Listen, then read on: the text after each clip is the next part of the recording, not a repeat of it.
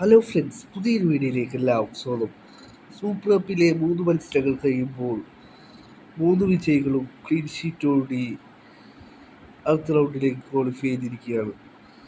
ഇന്നലെ Kerala Blasters Emami east ബംഗാളിനെ 2-0 തോൽപ്പിച്ചപ്പോൾ ഇന്ന് ആദ്യം നടന്ന മത്സരത്തിൽ ഗോകുലം കേരളയെ 3-0 തോൽപ്പിച്ചുകൊണ്ടാണ് FC ഗോവ രണ്ടാം റൗണ്ടിലേക്ക് കടന്നിട്ടുള്ളത്.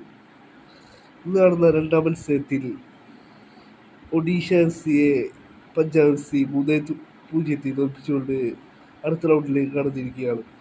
ഈ 3 ടീമുകളും ക്ലീൻ ഷീറ്റ് വിജയമാണ് സ്വന്തമാക്കിയത്. ഇന്ന് നടന്ന മത്സരത്തിൽ Punjab FC vs Odisha FC മത്സരത്തിൽ ഒഡീഷ FC-യുടെ ഹോം ഗ്രൗണ്ടിൽ നടന്ന മത്സരത്തിൽ പഞ്ചാബ് FC തകർപ്പ് വിജയമാണ് സ്വന്തമാക്കിയത്. 3-0 പഞ്ചാബ് FC വിജയം സ്വന്തമാക്കിയത്.